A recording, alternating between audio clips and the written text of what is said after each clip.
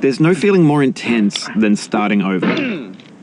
If you deleted your homework the day before it was due, as I have, or if you left your wallet at home and you have to go back after spending an hour in the commute.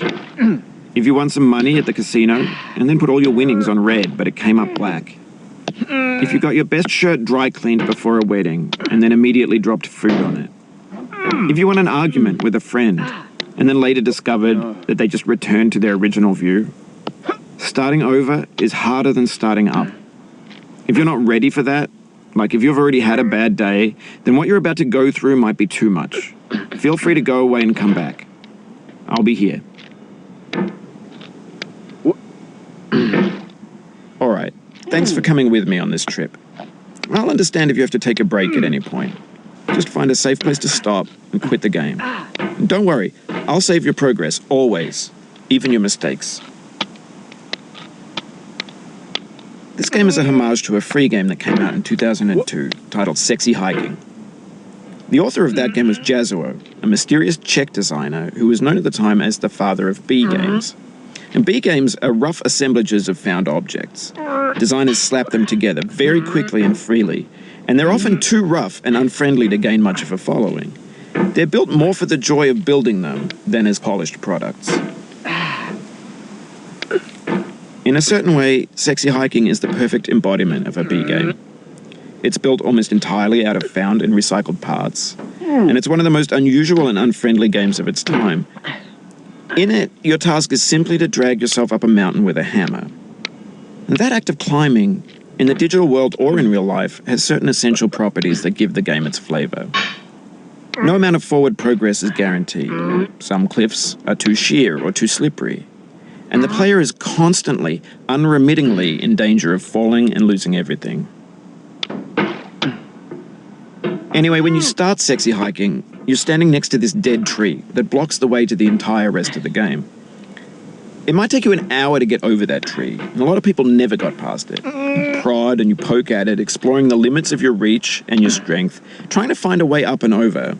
And there's a sense of truth in that lack of compromise. Most obstacles in video game worlds are fake. You can be completely confident in your ability to get through them once you have the correct method or the correct equipment or just by spending enough time. In that sense, every pixelated obstacle in Sexy Hiking is real. The obstacles in Sexy Hiking are unyielding, and that makes the game uniquely frustrating. But I'm not sure Jazzuo intended to make a frustrating game. The frustration is just essential to the act of climbing, and it's authentic to the process of building a game about climbing. A funny thing happened to me as I was building this mountain.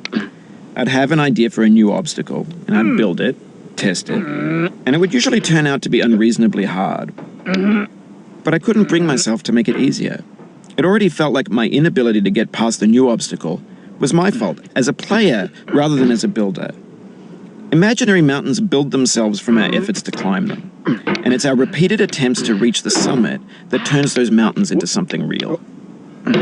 When you're building a video game world, you're building with ideas, and that can be like working with quickset cement. You mold your ideas into a certain shape that can be played with, and in the process of playing with them, they begin to harden and set until they're immutable, like rock. And at that point, you can't change the world. Not without breaking it into pieces and starting fresh with new ideas. For years now, people have been predicting that games would soon be made out of prefabricated objects, bought in a store and assembled into a world. And for the most part, that hasn't happened, because the objects in the stores are trash. I don't mean they look bad or that they're badly made, although a lot of them are. I mean they're trash in the way that food becomes trash as soon as you put it in the sink. Things are made to be consumed and used in a certain context, and once the moment is gone, they transform into garbage. In the context of technology, those moments pass by in seconds. Over time, we've poured more and more refuse into this vast digital landfill that we call the internet. It now vastly outnumbers and outweighs the things that are fresh and untainted and unused. When everything around us is cultural trash, trash becomes the new medium, the lingua franca of the digital age. And you can build culture out of trash. But only trash culture. Be games, be movies, be music, be philosophy. Maybe this is what digital culture is. A monstrous mountain of trash, the ash heap of creativity's fountain. A landfill with everything we ever thought of in it. Grand, infinite, and unsorted. There's 3D models of breakfast, Gen X's fanfic novels, Scan magazines, green screen Shia LaBeouf, banned snuff scenes on LiveLeak. Facebook's got lifelike bots with unbranded adverts and candid shots of Kanye and Taylor Swift mashups, car crash epic failed GIFs, Russian dashcam vids, discussions of McRibs, discarded, forgotten, unrecycled, muddled, rotten, untitled. Everything's fresh for about 6 seconds, until some newer thing beckons, and we hit refresh. And there's years of persevering, disappearing into the pile, out of style, out of sight.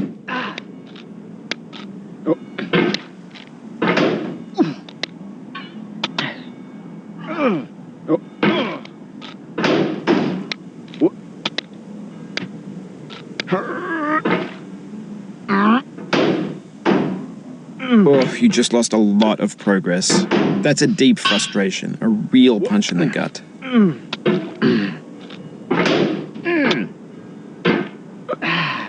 Oof, sorry about that.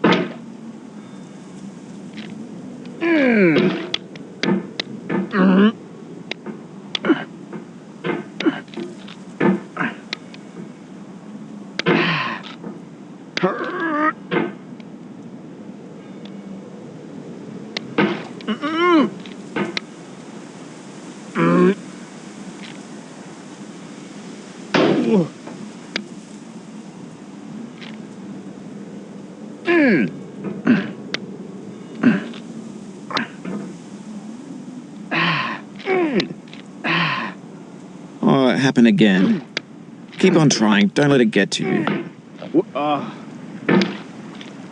This thing that we call failure is not the falling down, but the staying down. Mary Pickford.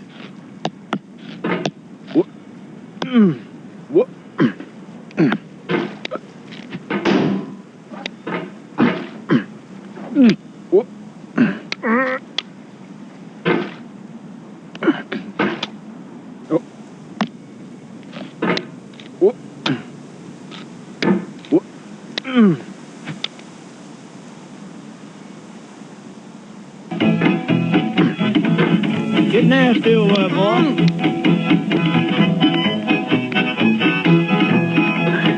Going down the road feeling bad. I'm going down the road feeling bad.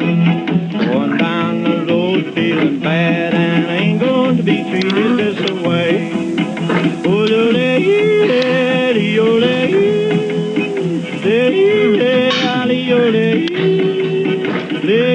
Oh,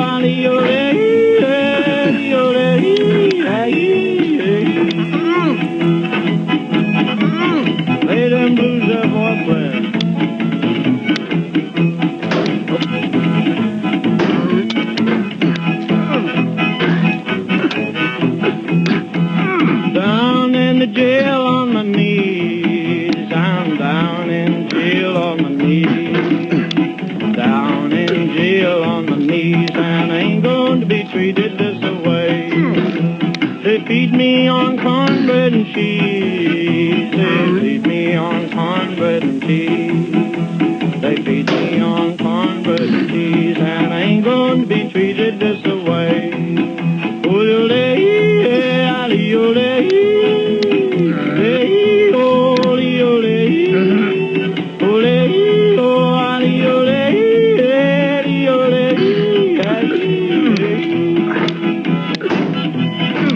Let's go to town, boys. Hey, buddy. Lord, Lord, Lord.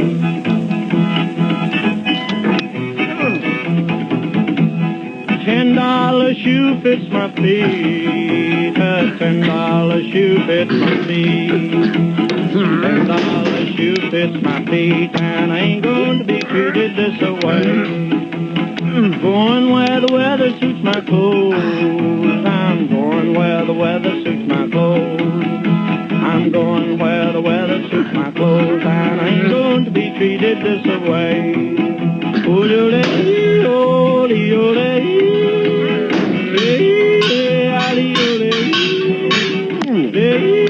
ali, ole, ole, ole,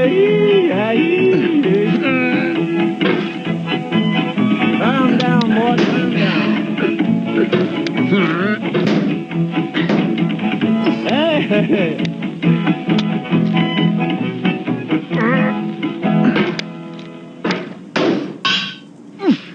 Oh, no.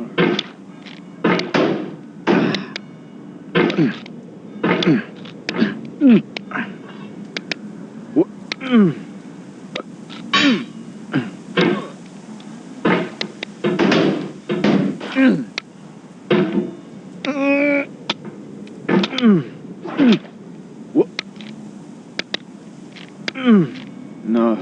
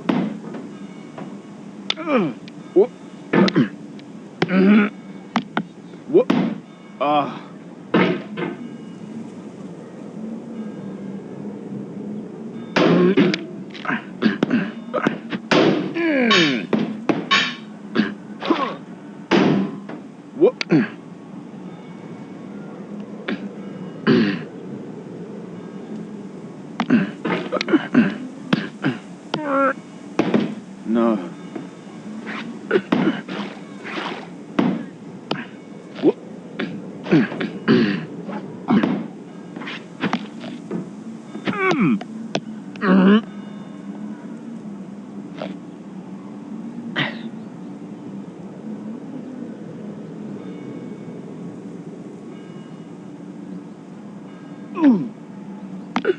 In this context, it's tempting to make friendly content that's gentle.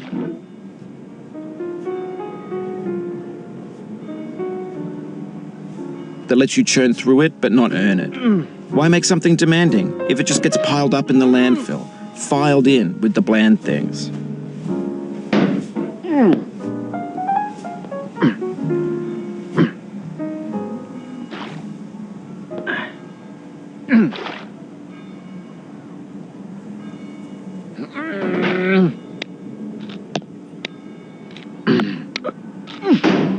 The soul would have no rainbow had the eyes no tears. John Vance Cheney. The pain I feel now is the happiness I had before. That's the deal. C.S. Lewis.